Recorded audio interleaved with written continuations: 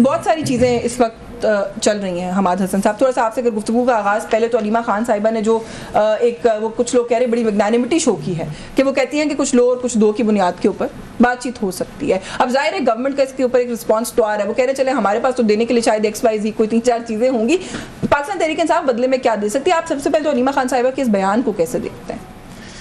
देखिए, हमारी जो सियासी तारीख़ है उसमें हमेशा सियासी क़यादतों ने, जमहूरी क़ुव्वतों ने मुश्किलात को भुगता। ये पहली बार नहीं हो रहा है इमरान खान के हवाले से, बल्कि इनसे ज़्यादा सख्तियाँ उन्होंने भुगती, यानी 1947 से लेकर अभी तक। उससे पहले भी होता रहा लेकिन बाद में भी ऐसा हुआ। अब इस सिलसिले को ख़त्म कर देना चाहिए।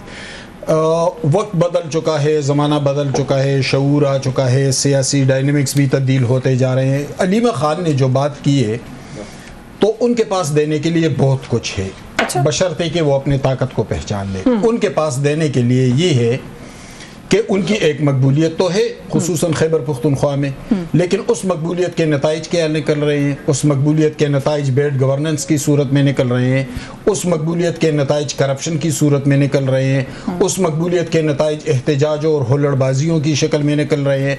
इसको वो डाइवर्ट कर दें, बेहतरीन लोगों को सामने लाए, डिलीवर भी करें।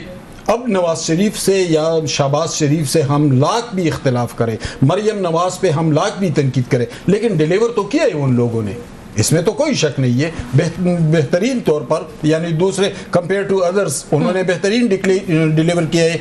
अब इमरान खान को इस पे फोकस करना चाहिए। इमरान खान को यूट्यूबर से निकलना चाहिए, गालम गलोच से निकलना चाहिए, इल्ज़ाम दुश्मनात से निकलना चाहिए, सियासत की तरफ आना चाहिए, जमहूरियत की तरफ आना चाहिए, सियासी कुव्वतों के साथ डायलॉग को आगे बढ़ाना चाहिए। सियासी हक है, उनका मौक़िफ़ तो यही है ना सर। वो कहते हैं वो छीन लिया गया, तो कौन सी सियासत, कौन सी जमहूरियत, फिर क्या करें? वो कहते हैं फॉर्म 47 की हुकूमत इन प्लेस है, जमहूरियत का तो जो बेसिक वो है वही चैलेंज हो गया ना। देखिए अगर वो फॉर्म 47 की बात कर रहे हैं तो फिर 2018 में क्या हुआ RTS की हुकूमत थी, RTS की हुकूमत भी थी ना। इससे ये तो हकाइक हैं, हमारे सियासी हकाइक तो ये हैं, इससे इनकार तो नहीं किया जा सकता। नहीं, लेकिन अगर 2018 में कुछ गलत हुआ तो 25 में भी गलत होने दें, ताकि उसके बाद जब 5 साल बाद इलेक्शन हो तब भी गलत होने दें। 32 में होगा शायद, तब भी गलत होने दें। देखिए मैं यही बात कर रहा हूँ।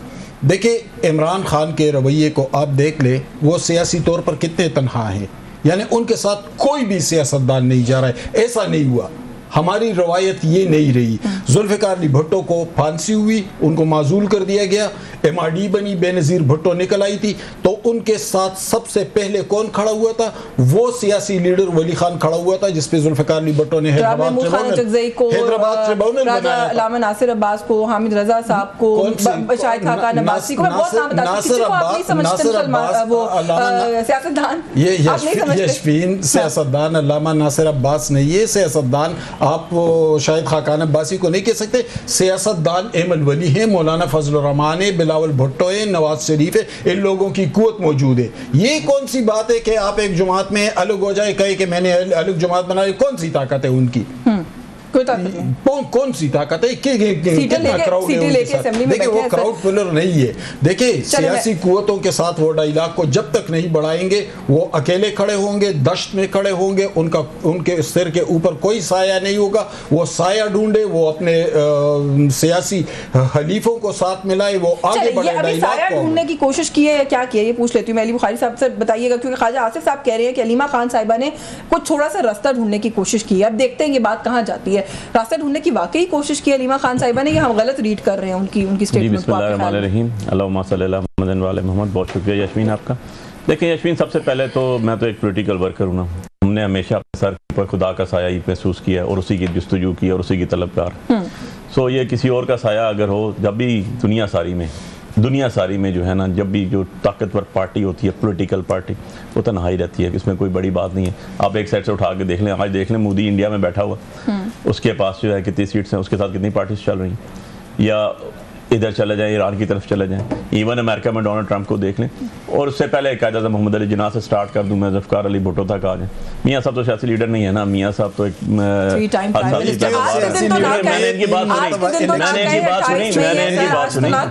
मैंने इनकी बात सुनी बड़ी तसल्ली से, मेरे भाई हैं, मैं तो अपना रिव्यू दे रहा हूँ। मियाँ साहब ने कितनी को मारे खाई, कितनी को कैदे खाई, कितने को पर्चे हुए, हर दौर के बेनिफिशियरी मियाँ साहब रहे। 85 जुनैद साहब के खिलाफ बेनिफिशियर नवाज शरीफ साहब, बेनज़ीर भुट्टो 88 में वज़ीर आला कौन, नवाज शरीफ साहब, उनके अदम एतमाद लेके आए नवाज शरीफ साहब, बेनज़ीर भुट्टो और उनके खिलाफ जितने भी वो इश्तिहारात होते थे मुजद्दद कौन, नवाज शरीफ साहब। 90 में असगर खान पटिशन बोल रही है, मैं नहीं कह रहा हूँ, सुप्रीम कोर्ट कह रही है, बेनिफिशरी नवाज शरीफ साहब। 93 बेनिफिशरी नवाज शरीफ साहब, सुप्रीम कोर्ट में पथराव करके बेनिफिशरी जितने लोगों ने पथराव किया सब MNA बने, बहुत फौत हो गए लेकिन अभी मौजूद नवाज शरीफ साहब।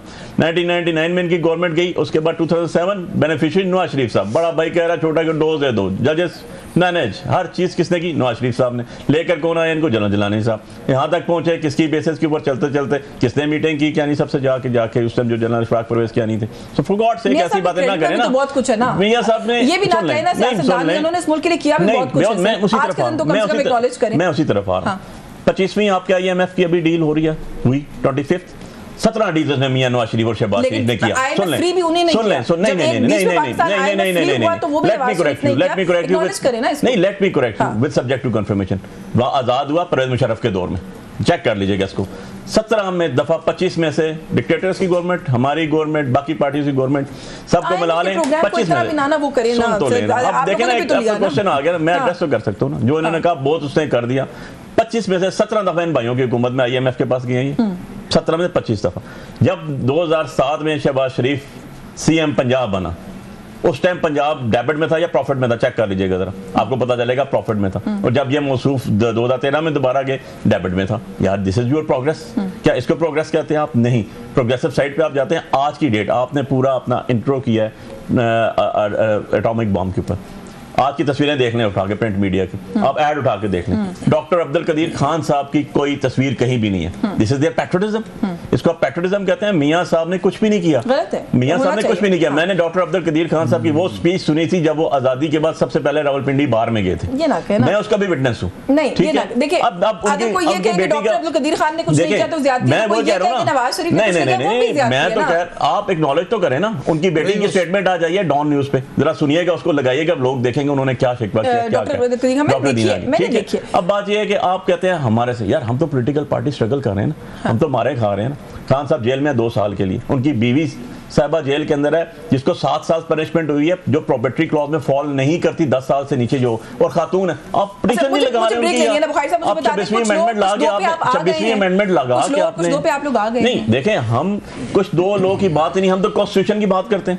Supremacy of constitution, rule of law करें यार, आप रूल ऑफ लॉ कर दें। आज आप कॉन्स्टिट्यूशन को ओरिजिनल लेटर एंड स्पिरिट में एग्जीक्यूट करने, सारी चीजें दुरुस्त हो जाएंगी। ब्रेक लेंगे, ब्रेक से वापस आके से मजीद बात करते हैं। तो जो आप बात करें इस पे भी बात करेंगे, साथ ही साथ जो तहरीक, एहतजाज, फिर साथ ही साथ कुछ लोग कुछ दो, फिर मुज़ाकरात की सारी बातें जो साइमल्टेनियसली चल रही हैं पाकिस्तान तहरीक इंसाफ की तरफ से, क्या एंड गोल क्या है, इस पर भी बात करने की कोशिश करें।